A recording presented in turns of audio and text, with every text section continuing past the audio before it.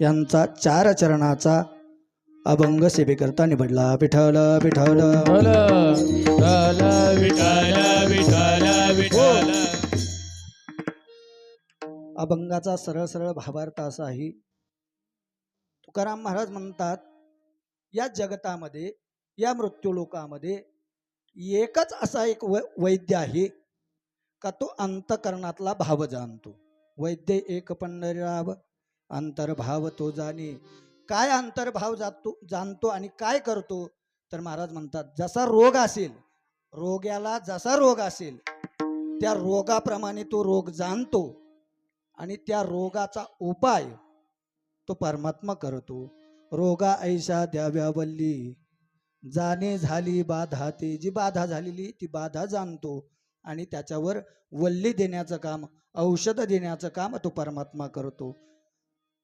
महाराजांना काही साधकांनी विचारलं, महाराज तो वैद्य आहे, तो अंतर्भाव जाणतो, जसा रोग असेल त्या रोगाप्रमाणे वल्ली औषध देतो, परंतु त्या औषधाकरता त्या असणाऱ्या वैद्याला काही फी द्यावी लागते का, काही पैसे द्यावे लागतात का?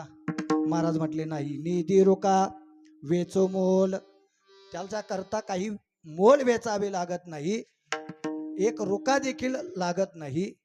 काय लागतं तर तुकोबाराय म्हणतात, पाही बोल प्रीतीचे, फक्त प्रेमाचं बोलणं त्या परमात्म्याला लागतं. त्यावेळेस तुकाराम महाराजांना साधकांनी विचारलं, महाराज फक्त प्रेमाचं बोलण्याने तो सर्व काही करतो, असं नेमकं का करतो? तर तुकोबाराय म्हणतात, तुका म्हणे दयावंता, तो दयावंत आहे आणि त्याच्यामुळे तो दयावंत असल्या कारणानं त्याला सतत सर्व दिनांची चिंता असते, सदा चिंता दिनांची. मग काय करतो दिनांवर, तर रोगा ऐशा द्याव्या वल्ली, जाणे झाली बाधा ते. विठ्ठल विठ्ठल विठ्ठल विठ्ठल विठ्ठल विठ्ठल. हा झाला अभंगाचा सरळ सरळ भावार्थ. कळाला का? अभंगाचा भाव कळाला का? परत सांगू. पहिल्या चरणात महाराज म्हणतात, वैद्य एक पंढरीराव, तोच एक वैद्य आहे. दुसऱ्या चरणात म्हणतात, जसा रोग असेल तसा औषध देतो, तशी वल्ली देतो. तिसऱ्या चरणात सांगतात, त्याच्याकरता मोल वेचावे लागत नाही, रुका द्यावा लागत नाही. का तर शेवटी सांगतात, तू दयावंत आहे म्हणून. कळाला का? करू का जय विठ्ठल? मग तर लय भारी.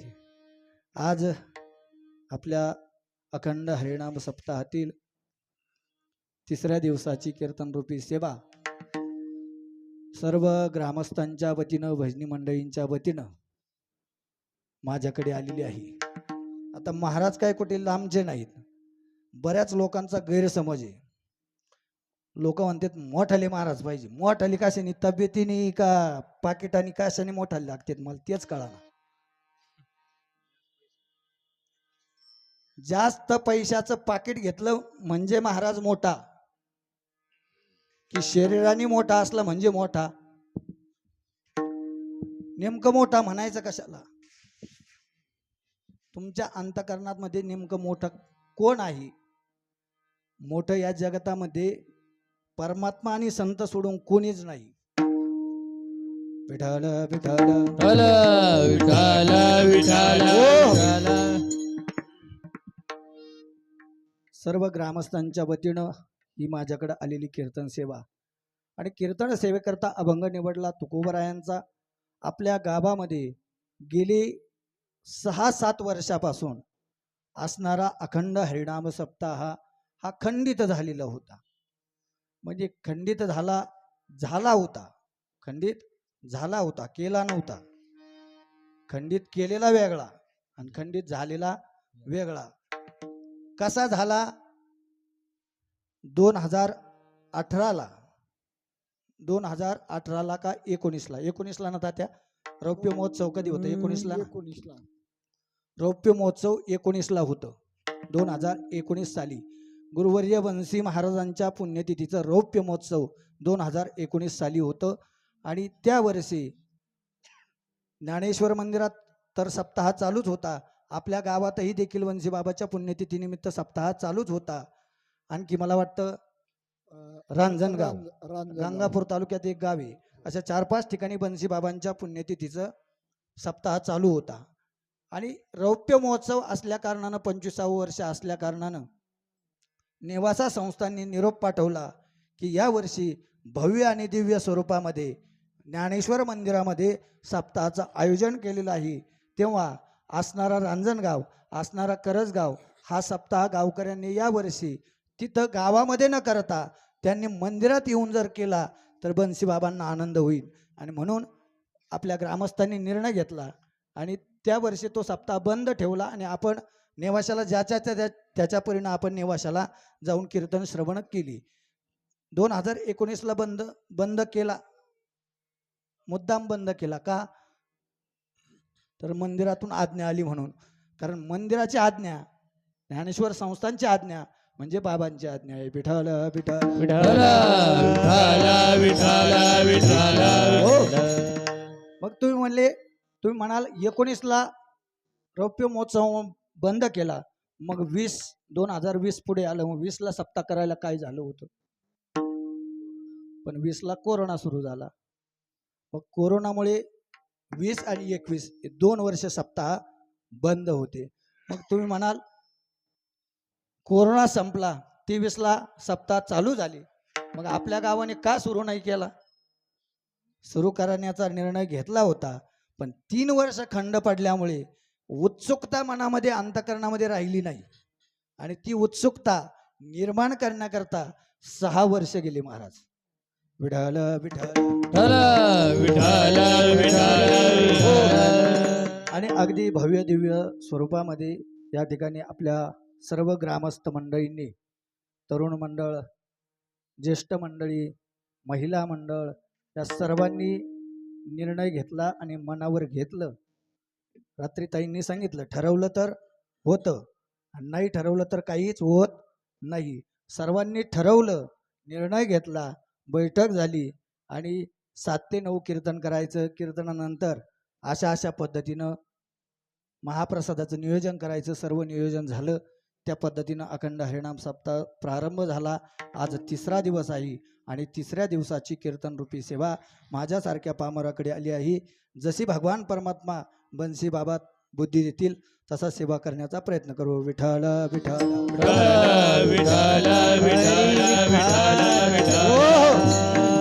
महाराज, या जगतामध्ये असा एकही जीव नाही का त्या जीवाला कुठला रोग आहे. रोग नाही असा एकही जीव नाही. प्रत्येक जीव, कोणताही जीव घ्या, मनुष्याच नाही, प्राणी मात्रामध्ये देखील रोग आहेत. मनुष्याला तर त्याच्याही पेक्षा जास्त आहेत. मग ही सर्व रोग मनुष्याला जास्त आहेत. प्राणी मात्राचे रोग तरी काही ते प्राणी काही सांगत नाही किंवा ते प्राणी काही डॉक्टरकडे जात नाही. पण माणसाशी आहे महाराज का प्रत्येक मनुष्य जीवाला अनेक प्रकारचे रोग आहेत. शारीरिक रोग आहेत, शरीराचे रोग एक वेळेस बरे होतील, पण असणारे मनाचे जे रोग आहेत त्या मनाच्या रोगाचा डॉक्टर आणखी तयार झाला नाही. तुम्ही म्हणाल कस काय झाला नाही? श्रामपूरला तर 2-4 हॉस्पिटल आहे मनोविकार तज्ञ, नगरला तर भरपूर आहे मनोविकार तज्ञ आहे, पण त्या डॉक्टरनी त्या असणाऱ्या रोग्याची ट्रीटमेंट करून करून करून करून त्या डॉक्टरलाच मनोविकार झाला. त्यांना देखील गोळ्या चालू झाल्या. मग मनाचा वैद्य कोण आहे तर तो आहे पंढरीराव. म्हणून महाराज म्हणतात वैद्य एक पंढरीराव. या जगतामध्ये, या विश्वामध्ये एकच परमात्मा आहे का तो वैद्य असा आहे का तो अंतकरणातील भाव जाणतो. अभंगाचं प्रथम चरण. वैद्य एक पंढरीराव, वैद्य एक पंढरीराव, वैद्य एक पंढरीराव, वैद्य एक पंढरीराव, वैद्य पंढरीराव राव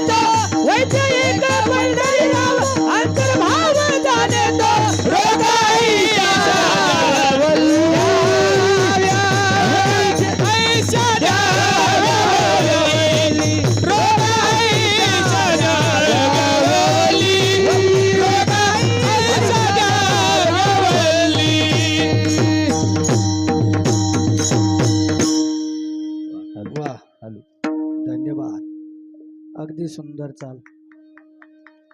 आमचे मित्र भारत महाराज जंगले बरं. आत्ता म्हणजे या 2-3 वर्षात ते सागर महाराजांच्या सानिध्यात आले आणि एवढी तयारी झाली. धोतर सुद्धा घालणार आणि फेटा सुद्धा बांधणार. ते फक्त आमच्या संगतीत राहिले पाहिजे. विठाला विठाला विठाला विठाला विठाला विठाला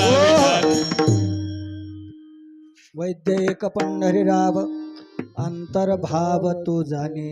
अंतर्भाव तो जाणतो. त्याला दुसरं काही लागत नाही महाराज. दुसरं काहीच लागत नाही.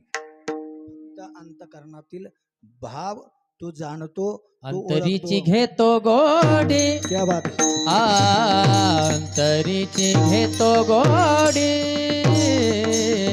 अंतरीची घेतो गोडी गोडी गोडी अंतरीची घेतो गोडी अंतरीची घेतो गोडी. अंतरीची घेतो गोडी. अंतरीची घेतो गोडी.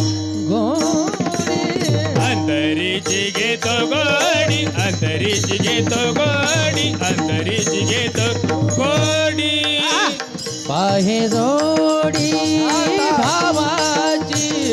पाहे जोडी भावाची.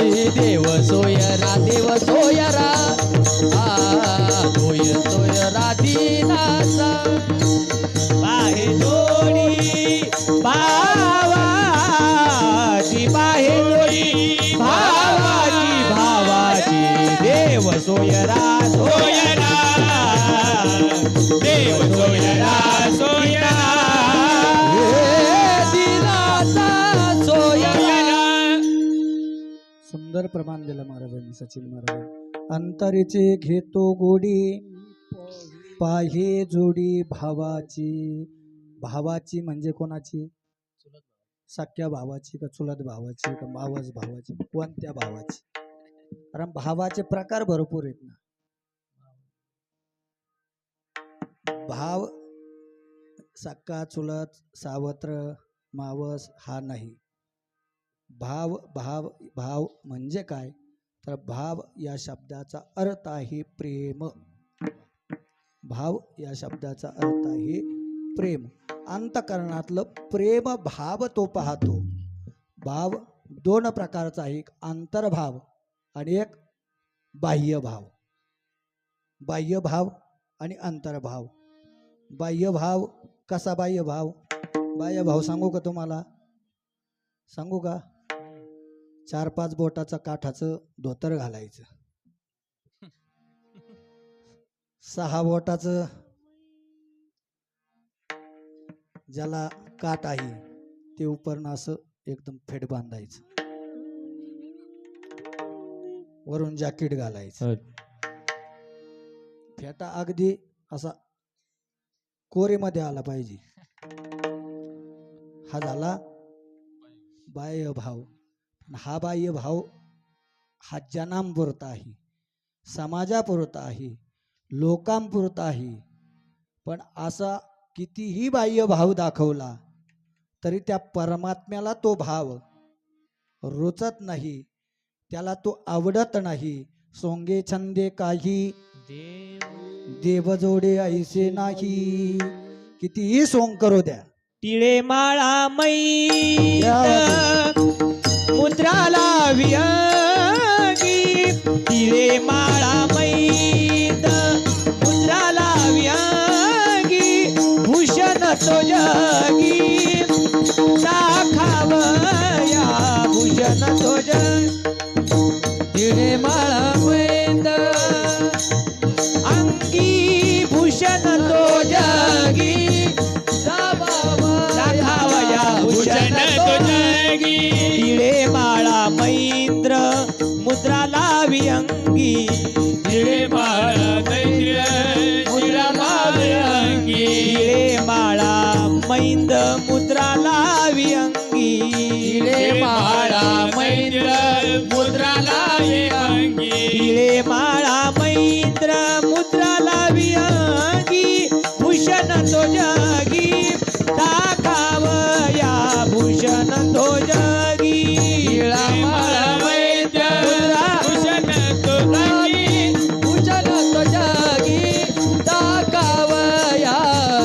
भूषण तो जगी भूषण तो जगी.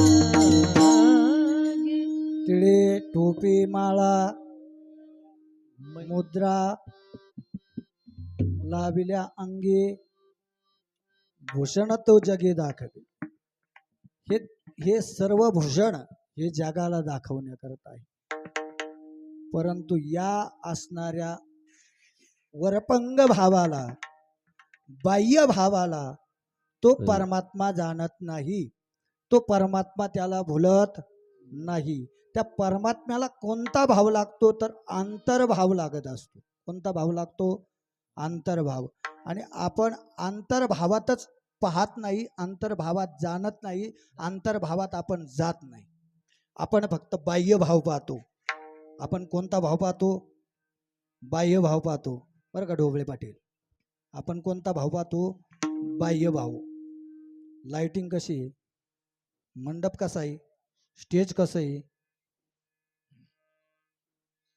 हा भाव चालत नाही. जसं असेल तसं तुमच्या अंतःकरणातला भाव दाखवा. विठ्ठल विठ्ठल विठ्ठल विठ्ठल विठ्ठल विठ्ठल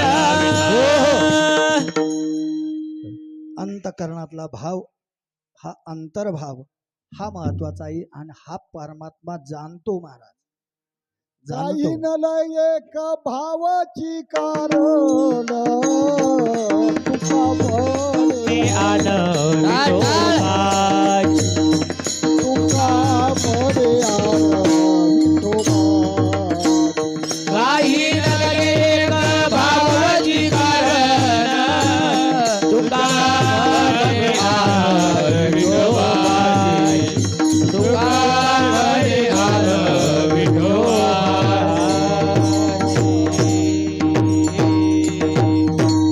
काही न लगे एक भावाची कारण तुका म्हणे आन विठोबाची. तुकाराम महाराज म्हणतात की मी माझ्या विठोबाची आण घेऊन सांगतो, शपथ घेऊन सांगतो की त्या परमात्म्याला काहीच लागत नाही. काय पाहिजे? फक्त काही थोर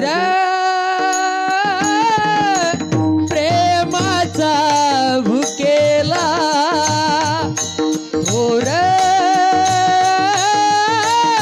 प्रेमाचा भुकेला, थोर प्रेमाचा भुकेला, थोर प्रेमाचा भुकेला. हाती दुष्काळ दयाला, हाती दुष्काळ दयाला, हाती दुष्काळ दयाला, हाती दयाला. हो थोर प्रेमाचा भुकेला, थोर प्रेमाचा भुकेला, थोर प्रेमाचा भुकेला, थोर प्रेमाचा भुकेला. प्रेमाचा भुकेला. अशी प्रमाणे जर असली महाराज, मला नाही वाटत 12 वाजता कीर्तन सकाळ. जो शब्द निघाला त्या शब्दाला प्रमाण दिलं की बोलणाऱ्याला देखील आनंद होतो. विठ्ठल विठ्ठल विठ्ठल विठ्ठल विठ्ठल. थोर प्रेमाचा भुकेला, हाची दुष्काळ तयाला. तो फक्त प्रेमाचा भावाचा भुकेला आहे. त्याच्याकडे त्याचाच दुष्काळ आहे. प्रेमाचा भावाचा दुष्काळ आहे. तो परमात्मा भावाचा भुकेला आहे. आणि तो अंतःकरणातील भाव जाणतो. कारण भावाची जी अवस्था आहे, अवस्था भावाची असते. अवस्था अंतःकरणात जर भाव निर्माण झाला की आपोआप अवस्था निर्माण होते. कंठी प्रेम दाटे, नैनी निरलोटे, हृदयी प्रगती रामरूप. कंठामध्ये प्रेम दाटून येतं महाराज. आणि एकदा कंठामध्ये प्रेम दाटून आलं की त्याचं बोलणं खुंटतं. बोलणं संपतं, त्याला बोलता येत नाही कंठ दाटून आल्यानंतर. नयनी नीरलोटे, डोळ्यामध्ये अश्रू येतात. हृदयी प्रगटे रामरूप. पण ही अंतकरणाचा भाव, अंतकरणाची अवस्था तो परमात्मा जाणतो. कारण परमार्थात व्यवस्थेला महत्व नाही, अवस्थेला महत्व आहे. परमार्थात व्यवस्था किती आहे याला महत्व नाही. आपण व्यवस्थेला महत्व देतो, अवस्थेला नाही. आणि त्यामुळंच आपल्याला परमात्मा भेटेना. विठ्ठल विठ्ठल विठ्ठल विठ्ठल विठ्ठल.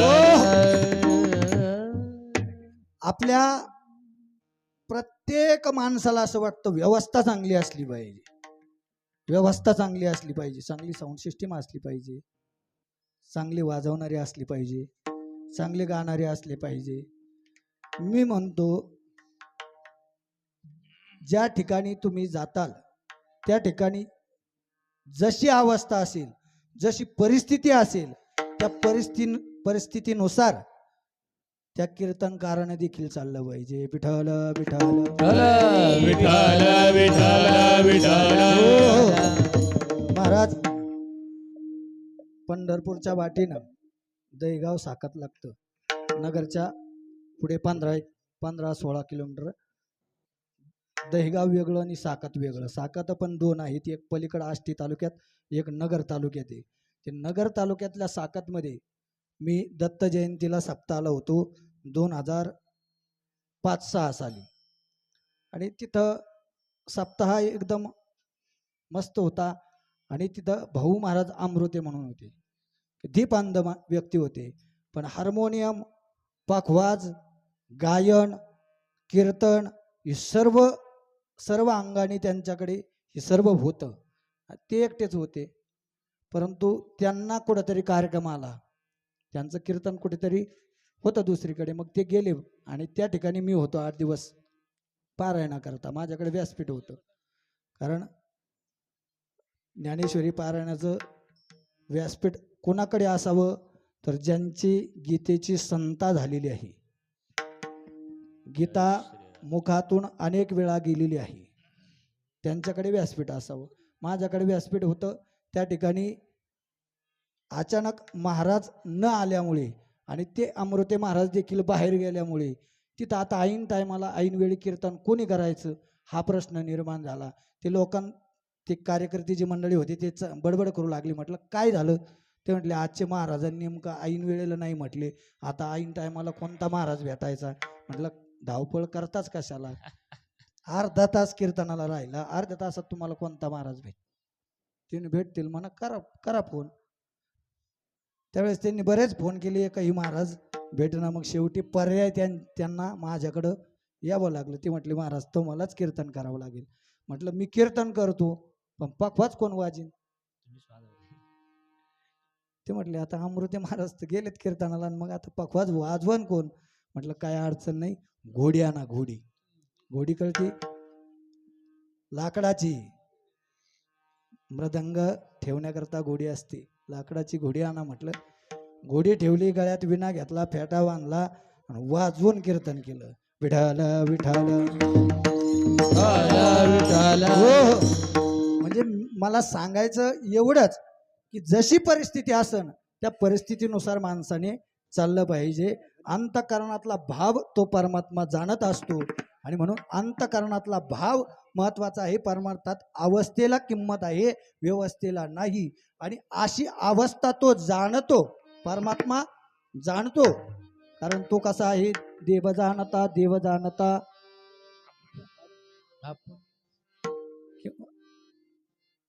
न सांगता तुम्हा कळो येते अंतर, विश्वे विश्वांभर परिहर चिन्ह लगे.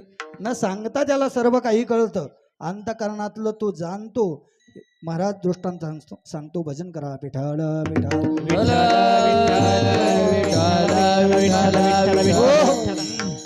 भगवान श्रीकृष्ण परमात्मा आणि भगवान श्रीकृष्ण परमात्मा आणि सुदामा अगदी मैत्रीचं नातं.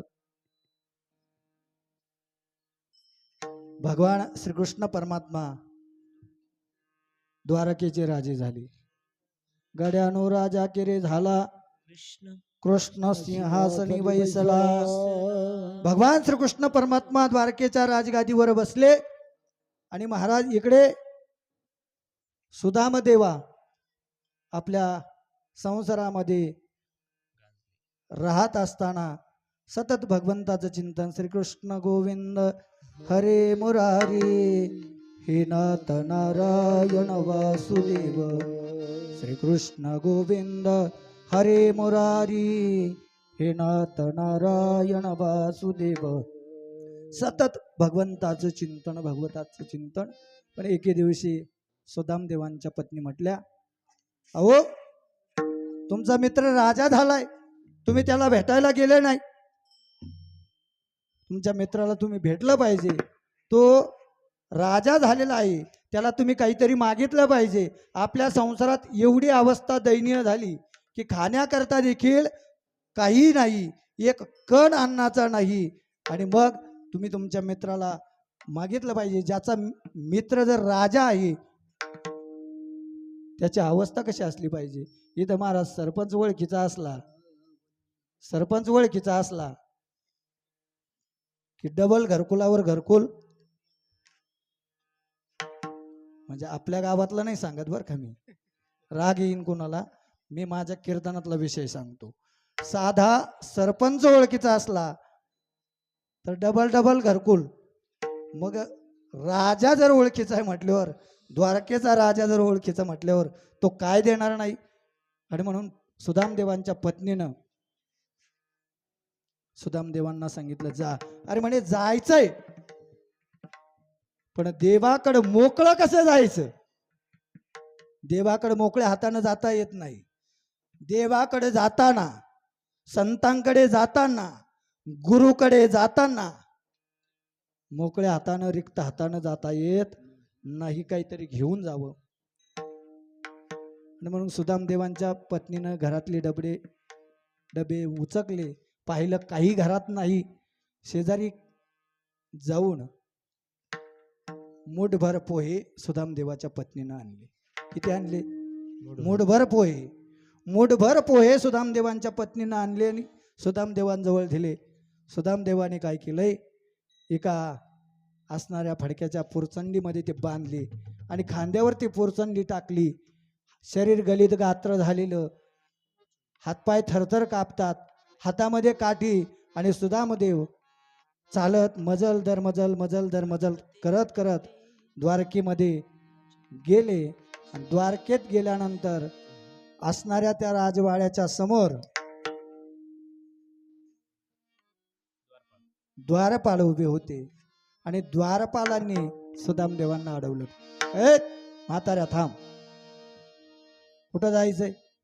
अनेक प्रश्न हे विचारणारे द्वारपाल देखील फार चतुर असतात बरं का. ते चांगले विचारणा केल्याशिवाय आत सोडितच नाही. त्यांनी विचारणा केली. त्याने सांगितलं, मला कृष्णाला भेटायचंय. कृष्णाला. आता जो द्वारकेचा राजा, आता राजाला कोणी नावाने हाका मारेल का? राजाला कोणी नावाने हाका मारेल का? पण सुदामदेवांनी सांगितलं, मला कृष्णाला भेटायचंय. ते सेवक काही जाऊ दे ना. सुदामदेव त्यांना सारखी विनंती करू लागले की मला कृष्णाला भेटायचे, मला जाऊ द्या. मला अरे द्वारपालो कन्हैया से कह दो, अरे द्वारपालो कन्हैया से कह दो, किधर पे सुदामा गरीब आ गया है, किधर पे सुदामा गरीब आ गया है. अरे द्वारपालो कह दो, अरे द्वारपालो कन्हैया से कह दो, किधर पे सुदामा गरीब आ गया है, किधर पे सुदामा गरीब आ गया है. न सर पे है पगड़ी, क्या बात है. न तल पे है जामा, बता दो कन्हैया को नाम है सुदामा, कन्हैया को नाम है सुदामा, बता दो कन्हैया को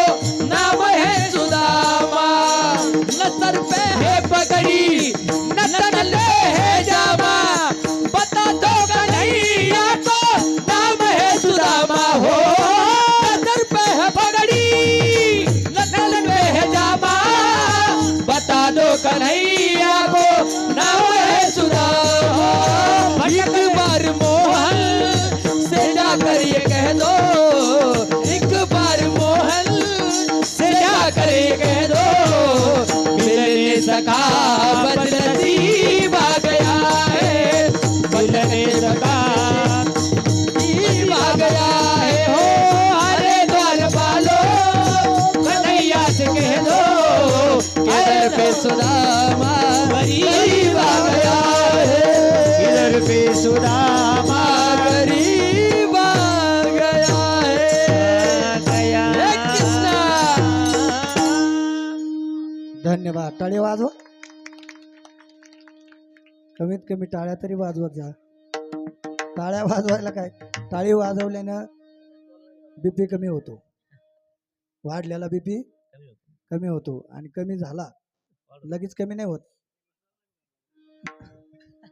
जास्त बीपी झाला अटॅक येण्याची शक्यता असते, म्हणून बीपी कमी करत राहायचं थोडं थोडं.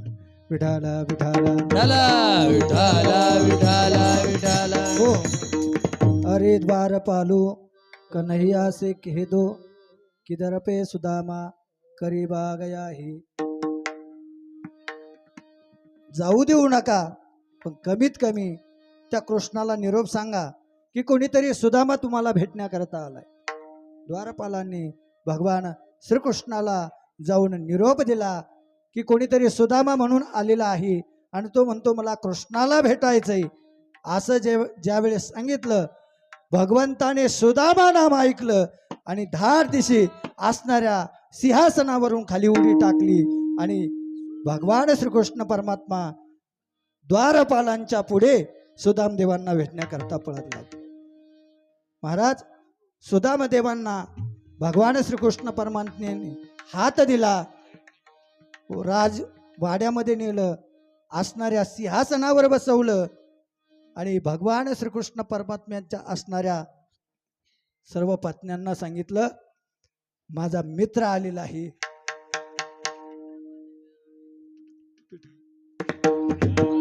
विठाला विठाला विठाला विठाला विठाला विठाला विठाला विठाला विठाला विठाला.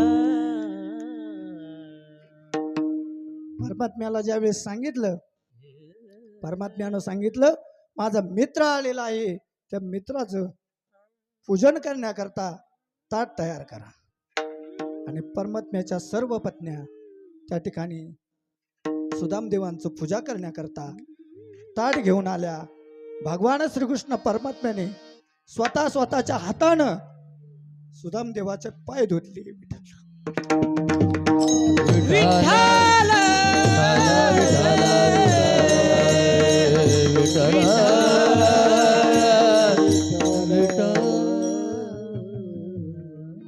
स्वतः पाय धुतले महाराज.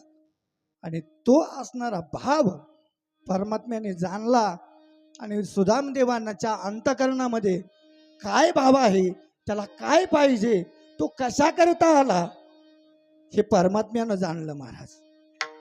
आणि परमात्म्यानं जाणलं, परमात्म्यानं सांगितलं की सुदामा तू मला भेटण्याकरता आला, पण माझ्या वहिनीनं माझ्याकरता काय पाठवलंय, काय दिलंय ते दाखव ना मला, दाखव ना मला, दाखव ना मला. आणि सुदामदेवाच्या असणाऱ्या त्या पोरचुंडीतले पोहे भगवान परमात्म्यानं घेतले, आणि मिटक्या मारत मारत भगवान श्रीकृष्ण परमात्म्यानं ते सुदामदेवाचे पोहे खाल्ले. पोहे सुदामदेवाचे फके मारी कोरडेचे. अहो, कोरडे पोहे भगवान परमात्म्यानं खावं, हा भाव अंतकरणातला भाव होता, म्हणून त्यानं कोरडे पोहे देखील खाल्ले. आणि महाराज सुदामदेवाच्या अंतकरणातला भाव देखील जाणला, आणि त्या पोह्याच्या बदल्यात भगवान श्रीकृष्ण परमात्म्यानं सुदामदेवांना काय दिलं, सुदामा ब्राह्मण सुदामा ब्राह्मण दुःखे दरिद्र पिढीला पुढे घेऊन या, त्याचे भेटीला मुष्टी पोहे घेऊन या, त्याचे भेटीला की गेला. गाव सोनिया दाजीला गा, सुधा भाव देखोलिया,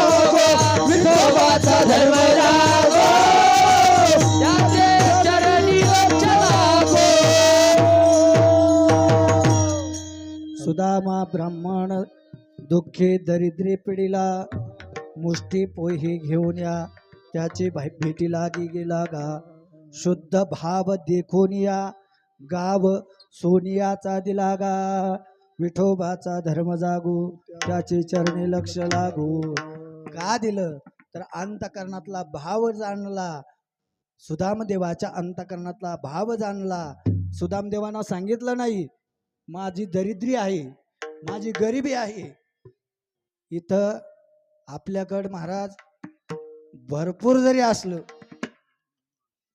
कितीही असू द्या महाराज 7-7 पिढ्या पुरेल एवढी संपत्ती काही लोकांकडे आहे तरी 8वी पिढी काय करेल याची चिंता माणसाला असते पण सुदामदेवानं कधी आपली दरिद्रता आपली गरिबी भगवंताला सांगितली नाही पण भगवंताला हे न सांगता सर्व काही कळालं आणि म्हणून परमात्म्यानं न सांगता सोन्याची नगरी दिली हे कारण काय तर अभंगाच्या प्रथम चरणात महाराज म्हणतात रोग वैद्य वैद्यक पंढरीराव वैद्यक पंढरीराव वैद्यक पंढरीराव वैद्यक पंढरीराव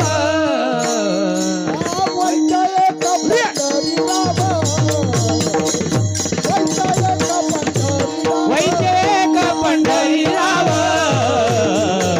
वैद्यक पंढरीराव अंतर्भाव तो एक जाणे जोगायचा जाव्यावली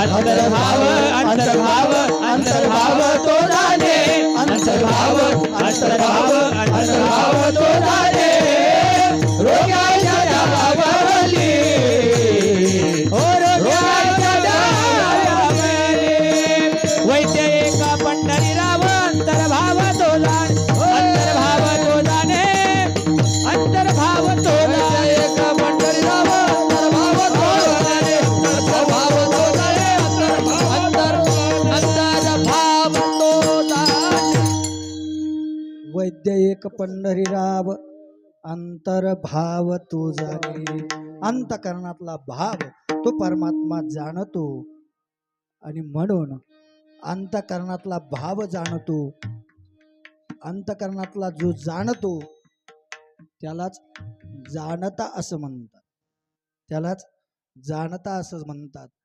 अंतकरणातला भाव अंतकरणात काय चालू आहे हे कळालं पाहिजे अंतकरणात काय चालू आहे मनामध्ये काय चालू आहे हे कळालं पाहिजे कळतं का कोणाला कळतं इथं बसल्यापैकी कोणाला कळतं कोणाला कळतं कळतं का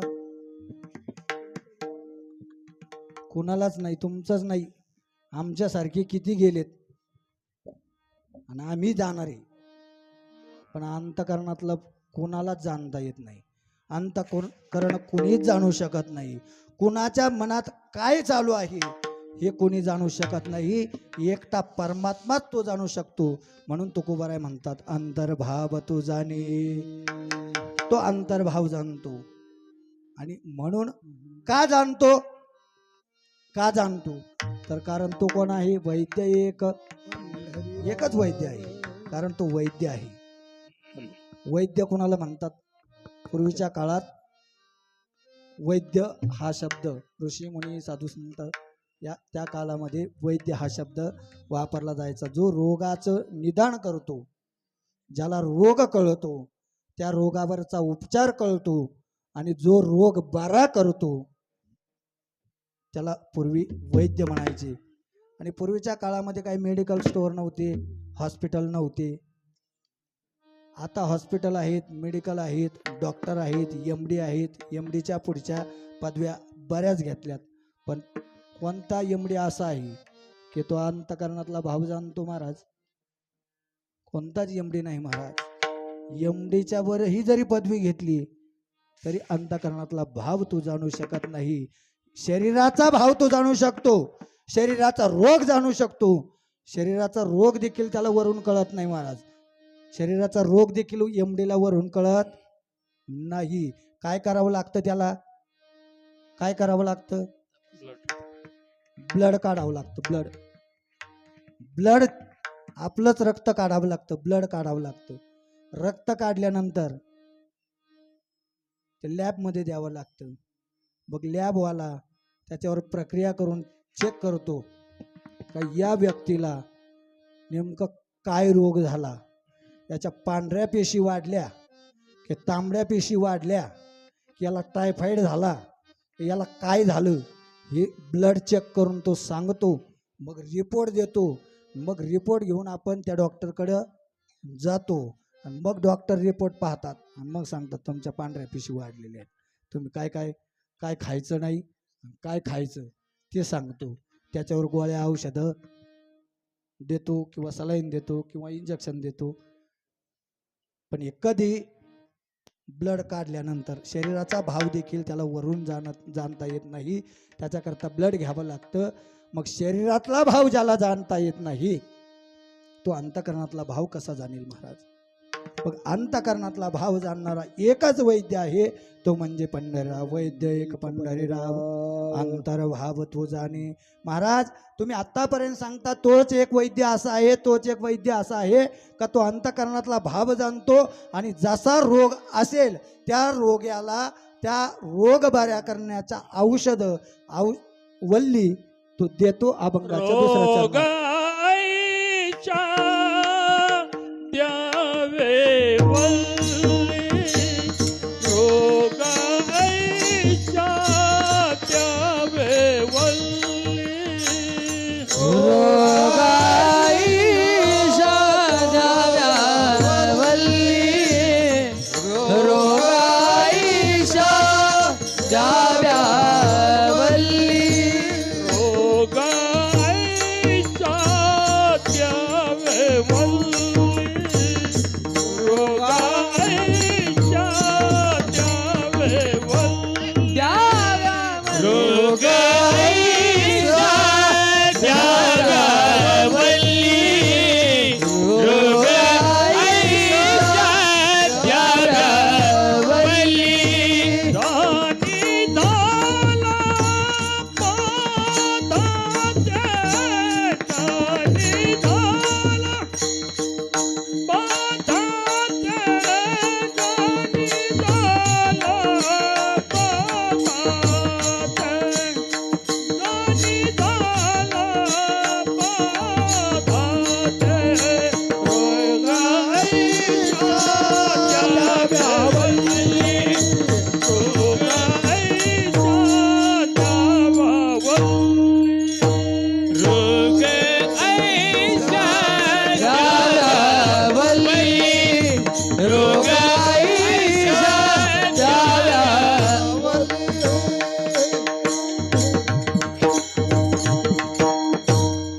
विठ्ठल विठ्ठल विठ्ठल विठ्ठल विठ्ठल विठ्ठल. रोगाईशा द्याव्या वल्ली, जाणे झाली बाधा ते. जी बाधा झाली ती बाधा जाणतो. जी बाधा झाली ती बाधा जाणतो. आणि बाधा जाणल्यानंतर जसा रोग असेल तशी वल्ली देतो. वल्ली वल्ली कळते ना?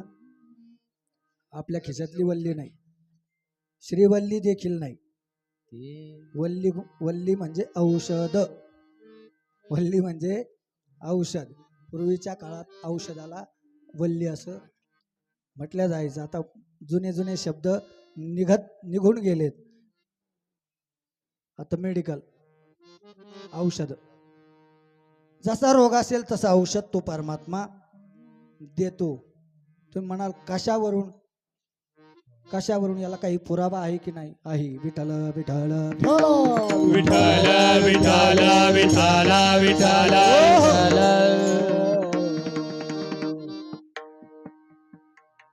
ध्रुव बाळाच्या उदाहरण या ठिकाणी देता येईल. ध्रुव बाळ आपल्या वडिलांच्या मांडीवर बसण्याकरता पळत पळत गेला आणि वडिलांच्या मांडीवर जाऊन बसला. आता मुलगाच तो, मुलगा बापाच्याच मांडीवर बसणार आणि मुलाला बाप मांडीवर घेतो, मुलाला बाप मांडीवर घेतो. म्हणूनच बाप गेल्यानंतर मुलाला मांडी द्यावी. विठाल विठाल विठाल विठाल विठाल विठाल. हो हो. ध्रुव बाळ आपल्या वडिलांच्या मांडीवर बसला आणि ध्रुव बाळ वडिलांच्या मांडीवर बसलेलं हे त्याच्या सावत्र आईनं बघितलं. कुणी बघितलं? सख्या आईनं नाही, सावत्र आईनं बघितलं. आणि सावत्र आईनं ध्रुव बाळाला वडिलांच्या मांडीवरून उठून दिलं. का उठून दिलं? का उठून दिलं राजू भाऊ? सावत्र आई ज्या अर्थी सवतीच्या मुलाला त्याच्या बापाच्या मांडीवरून उठून देते, त्या अर्थी तिच्या मुलाला ती मांडी मिळावी ही तिची अपेक्षा होती, ही तिची इच्छा होती. आणि म्हणून ध्रुव बाळाला सावत्र आईनं उठून दिलं. उठून दिल्यानंतर ध्रुव बाळ रडत रडत रडत रडत आपल्या आईकडे गेले आणि आईकडे गेल्यानंतर आईनं सांगितलं काय झालं? म्हटले मी बाबांच्या मांडीवर बसलो होतो, मला छोट्या आईनं उठून दिलं. म्हटले रडू नको, तू त्या भगवंताकडे जागा माग, त्या भगवंताला प्रार्थना कर, त्या भगवंताचं चिंतन कर, तुला तुझ्या वडिलाची मांडी मिळेल. हे आईचं सांगणं की तू भगवंताचं चिंतन कर, तुला तुझ्या वडिलाची मांडी मिळेल. म्हणजे तो भगवान परमात्मा आहे कुठं? आता त्या छोट्या बाळाला काय सांगावं, भगवान परमात्मा आहे कुठं कुठं नाही. आईनं सांगितलं तो वनामध्ये असतो, तो वनामध्ये असतो. आणि वनामध्ये असतो आणि ध्रुव बाळ भगवान परमात्म्याला शोधण्याकरता वनामध्ये गेले. तो वनाला याची लागी, बैसावया पितयाचे उत्संगी, तो चंद्र सूर्यादी परीस जगी, श्लाघ्यो केला. मौली ज्ञानोबराय म्हणतात तो वनाला याची लागी. तो वना याच्या करता आला, कशा करता? बैसावया पितयाचे उत्संगी, पितयाच्या मांडीवर बसण्याकरता वनामध्ये आला ध्रुव बाळ. भगवंताचं चिंतन करतो, भगवंताचं नामस्मरण करतो, भगवंताला शोधतोय. कोणत्या अपेक्षेनं? वडिलाच्या मांडीवर बसण्याकरता जागा मिळेल म्हणून. पण भगवान परमात्म्याच्या चिंतन त्यानं केलं, भगवान परमात्मा त्याला भेटला देखील.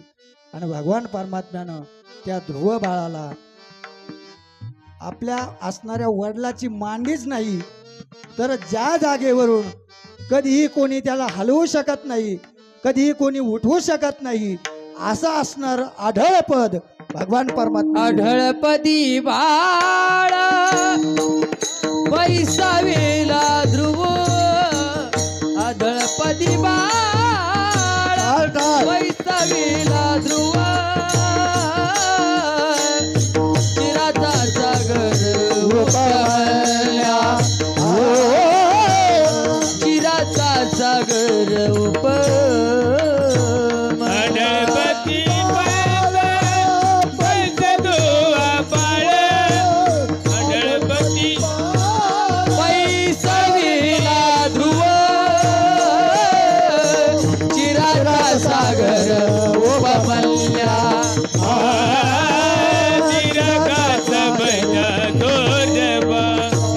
आढळपदी बाळ बैसवेला ध्रुव,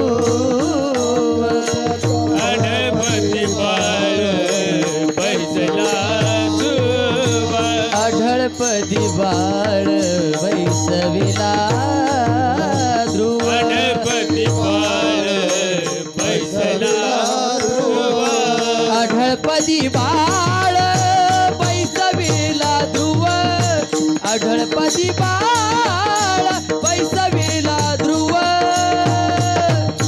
चिराचा सागर उपमल्या, चिराचा सागर, चिराचा सागर उपमल्या, गणपती बाळ बैसला ध्रुव, गणपती बाळ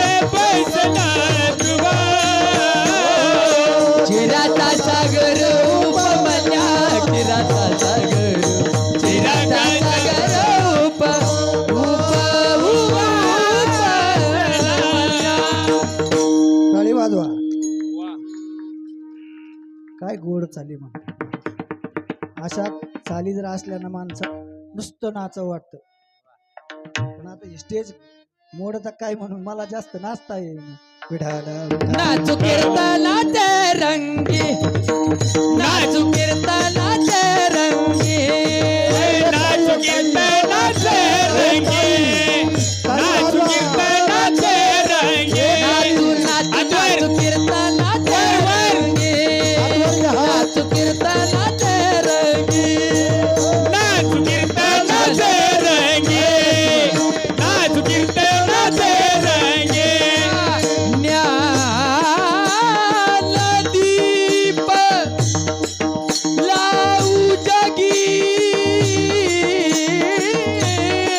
ज्ञानदीप लावू जगी जगी जगी. नाचू कीर्तनाचे रंगी, नाचू कीर्तनाचे रंगी, नाचू कीर्तनाचे रंगी, नाचू कीर्तनाचे रंगी. कीर्तनाचे रंगी रंगी रंगी रंगी. हा रंग असा आहे महाराज. कितीही बेताल माणूस असू द्या, कितीही बेताल माणूस असू द्या, पण या रंगात एकदा रंगला की तो आपाप डोलल्याशिवाय राहत नाही. विठाला विठाला. विठाला विठाला विठाला विठाला. मी कुठे होतो, काय सांगत होतो, कीर्तन करत होतो ना. विठाला विठाला. विठाला विठाला विठाला. आढळपदी बाळ बैसविला ध्रुव, क्षीराचा सागर उपमान्या. आढळपद दिलं का ज्या पदावरून कधीही कोणी उठवू शकत नाही. चंद्र सूर्य आहे तोपर्यंत नव्हे नव्हे, जोपर्यंत ते पद आहे तोपर्यंत चंद्र सूर्य आहे. विठाला विठाला विठाला विठाला विठाला विठाला. हा दृष्टांत का सांगितला तर अंतकरणातलं जो जाणतो, जी बाधा झाली ती जाणतो. काय बाधा झाली होती? पित्याची मांडी लागत होती, वडिलांची मांडी लागत होती, एवढीच एक बाधा होती. परंतु भगवान परमात्म्याने त्याच्याही पेक्षा उच्च स्थान त्याला प्राप्त करून दिलं. विठाला विठाला. महाराज एवढंच नव्हे, जसा रोग असेल त्या रोगाप्रमाणे तो वल्ली देतो. महाराज त्या रोगाप्रमाणे वल्ली देतो. कसा देतो? भजन करा. विठाला विठाला विठाला विठाला विठाला. ओ महाभारत सर्वांना माहिती आहे. महाभारत सर्वांना माहिती आहे. प्रत्येकाच्या घरातलं नाही, प्रत्येकाच्या घरात जे चालतं त्याला आपण महाभारत म्हणतो, पण ते महाभारत नाही. आध्यात्मिक आपल्या वेदामध्ये, शास्त्रामध्ये, धर्मामध्ये जे सांगितलं जातं, महाभारत कौरव आणि पांडव. कौरव 100 कौरव होते, 5 पांडव होते. कौरवाचं आणि पांडवांचं युद्ध होणार होतं. काय युद्ध होणार होतं तर सर्व असणारी पंडूराजाची इस्टेट धृतराष्ट्राच्या असणाऱ्या 100 पोरांनी घेतली होती आणि ती परत त्यांना द्यावी म्हणून भगवान श्रीकृष्ण परमात्म्याने शिष्टाई केली. भगवान श्रीकृष्ण परमात्म्याने शिष्टाई केली. काय शिष्टाई केली? दुर्योधनाला सांगितलं की तुम्ही असणारं जे पंडूराजाचं, पांडवांचं जे राज्य घेतलेलं आहे त्यामध्ये अर्धा वाटा हा पांडवांचा आहे. मग ते अर्धा वाटा नाही, त्यांना आता काहीच मिळणार नाही. पुन्हा भगवान श्रीकृष्ण परमात्म्याने पुन्हा सांगितलं की नाही, अर्ध राज्य नका देऊ, पण कमीत कमी 5 पांडवांना 5 गावं तरी द्या. दुर्योधनानं सांगितलं 5 गावं काय, सुईच्या टोकावर मावेल एवढी जमीन देखील त्यांना मिळणार नाही. विठाला विठाला विठाला विठाला विठाला. मग त्याच्याकरता त्यांना युद्ध करावं लागेल. मग भगवान श्रीकृष्ण परमात्म्याने सांगितलं युद्ध करायचंय. युद्ध ठरलं. कुरुक्षेत्रावर युद्ध ठरलं. 5 पांडव आणि 100 कौरव. आता 100 कौरव कुठे आणि 5 पांडव कुठे?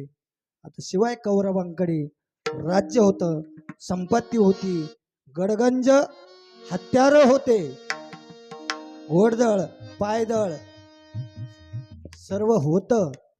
पांडवांकडे तर काहीच नाही. मग युद्ध करायचं कसं प्रश्न पडला. तरीही पांडवांना युद्धाकरता भगवान परमात्म्याने सांगितलं युद्ध तुम्हाला करावंच लागेल. युद्ध करावंच लागेल. का तर तुम्ही धर्माच्या बाजूने आहात आणि कौरव जे आहेत ते अधर्मी आहेत आणि अधर्माची बाजू त्यांची आहे. म्हणून तुम्हाला कौरवांबरोबर युद्ध नाही करायचंय तर अधर्मी असणाऱ्या वृत्तीबरोबर तुम्हाला युद्ध करायचंय आणि म्हणून तुम्हाला युद्ध करावं लागेल. आणि युद्ध ठरलं. कुरुक्षेत्रावर सर्व युद्धाकरता तयार झाले. तयार झाल्यानंतर भगवान श्रीकृष्ण परमात्मा हे अर्जुनाच्या रथावर समोर पुढे अर्जुनाच्या पुढे घोड्याचे लगाम हातामध्ये धरून रथ हाकण्याचं काम भगवान श्रीकृष्ण परमात्म्याने करावं. जेत सारथ्यपण पार्थाचे करीतू असे देखा न बलतया प्रभूचे अद्भुत प्रेम भक्ताचे जेत सारथ्यपण पार्थाचे करीतू असे. त्या भगवान श्रीकृष्ण परमात्म्याने अर्जुनाच्या रथावर सारथ्य होऊन सारथ्याचं काम भगवान श्रीकृष्ण परमात्म्याने केलं. आणि भगवान श्रीकृष्ण परमात्म्याने त्या ठिकाणी कुरुक्षेत्रावर गेल्यानंतर दोन्ही सैन्यांच्या मध्यभागी नेऊन अर्जुनाचा रथ उभा केला. सेनयोरुभयोर मध्ये रथमस्थापयेमेच्युत यावदेता निरीक्षेहम योद्धुकामान अवस्थितान. दोन्ही सैन्यांच्या मध्यभागी नेऊन अर्जुनाचा रथ उभा केला. अर्जुनाचा रथ सैन्यांच्या मध्यभागी नेऊन उभा केल्याबरोबर अर्जुनाच्या अंतःकरणात एक रोग झाला आणि त्या रोगाचं नाव आहे मोह नावाचा रोग अर्जुनाच्या अंतःकरणामध्ये झाला. अर्जुनाला मोह झाला. तुम्ही म्हणाल अर्जुनाला युद्धभूमीवर कशाचा मोह झाला? अर्जुनाने समोर बघितलं कोण आहेत?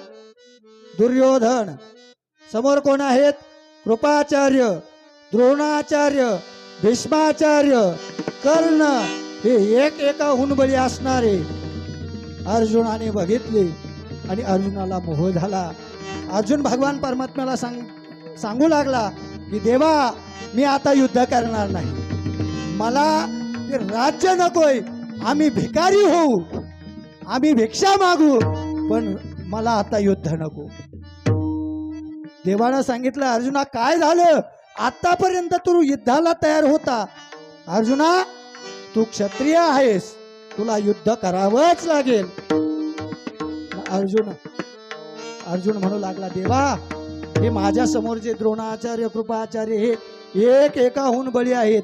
हे माझे गुरुवर्य आहेत, हे आचार्य आहेत, हे माझे भाऊ आहेत, हे माझे बंधू आहेत. आणि या माझ्या भावांना मी मारलं, माझ्या गुरूंना मी मारलं तर मला पाप होईल, संकर होईल, मला नरकाला जावं लागेल, कुलाची हानी होईल. संकरो नरकायैव कुलघ्नानां कुलस्य च पतन्ति पितरो हिशा लुप्तपिंडोदकक्रियाः. वर्णसंकर होईल, यांच्या पत्न्या विधवा होतील आणि ते पातक मला लागेल म्हणून मी युद्ध करणार नाही. अर्जुनाने माघार घेतली आणि अर्जुनाचा तो मोह घालवण्याकरता भगवान श्रीकृष्ण परमात्म्याने त्या असणाऱ्या कुरुक्षेत्रावर श्रीमद भगवद्गीता रूपी वल्ली अर्जुनाला सांगितली विठ्ठल विठ्ठल विठ्ठल विठ्ठल. भगवान श्रीकृष्ण परमात्मा अर्जुनाला सांगतात अर्जुना अशोच्चानन व शोचस्त्वं प्रज्ञावादांश्च भाषसे गतासूंश्च नानुशोचन्ति पंडितः. हे अर्जुना तू शोक करू नकोस, तू मोह करू नकोस. तुला वाटतं हे तुझे भाऊ आहेत, पण तू तुझ्या भावाबरोबर युद्ध करत नाही. तुला वाटतं हे तुझे गुरुवर्य आहेत, हे आचार्य आहेत, पण तू आचार्याबरोबर, तू तुझ्या भावाबरोबर युद्ध करत नाही, तर तू अधर्मी असणाऱ्या वृत्तीबरोबर युद्ध करतोय. आणि म्हणून तुला युद्ध करावं लागेल. ते युद्ध करण्याकरता, अर्जुनाला तयार करण्याकरता भगवान श्रीकृष्ण परमात्म्याने 700 श्लोकाची श्रीमद भगवद्गीता रूपी वल्ली अर्जुनाच्या निमित्तानं तुम्हा आम्हाला सांगितली. अर्जुनाची निव्याजे गीता प्रकाशुनी श्रीराजे, संसारा एवढे थोर ओझे फेडले जगाचे. अर्जुनाच्या निमित्तानं श्रीमद भगवद्गीता रूपी वल्ली तुम्हा आम्हाला प्राप्त झाली महाराज. आणि ज्या वेळेस श्रीमद भगवद्गीता अर्जुनाने ऐकली, अर्जुनाने श्रवण केली, त्यावेळेस 18व्या अध्यायामध्ये अर्जुन स्वतः सांगतो, नष्टो मोह स्मृतिर्लब्ध्वा त्वत्प्रसादान मयाच्युत.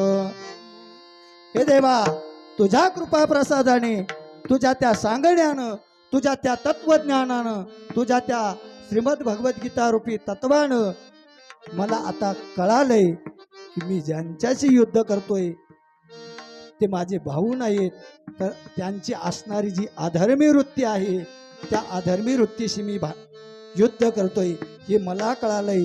हे भावाभावाचं युद्ध नाही, तर हे धर्म अधर्माचं युद्ध आहे, याचं मला ज्ञान झालं. आणि अर्जुनाच्या अंतकरणातला मोह गेला. म्हणून अर्जुन म्हणतो, देवा, तुझ्या प्रसादाने माझा मोह गेलेला आहे, आता मी युद्ध करणार. पुढे युद्ध झालं हे सर्व तुम्हाला माहितीच आहे. परंतु मी सांगितलं कशा करता एवढं, तर अर्जुनाचा असणारा मोह नावाचा रोग घालवण्याकरता भगवान श्रीकृष्ण परमात्म्याने श्रीमद भगवद्गीता रूपी वल्ली अर्जुनाला सांगितले. विठ्ठल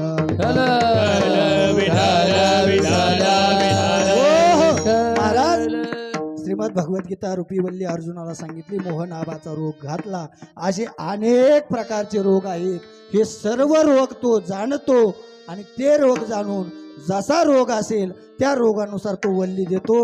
महाराज म्हणतात, रोगाईशा द्याव्या वल्ली, जाणे झाली बाधा ते. जसा रोग असेल तशी बाधा, जशी बाधा झालेली असेल तशी वल्ली तो परमात्मा देतो आणि तो रोग घालवण्याचं काम करतो.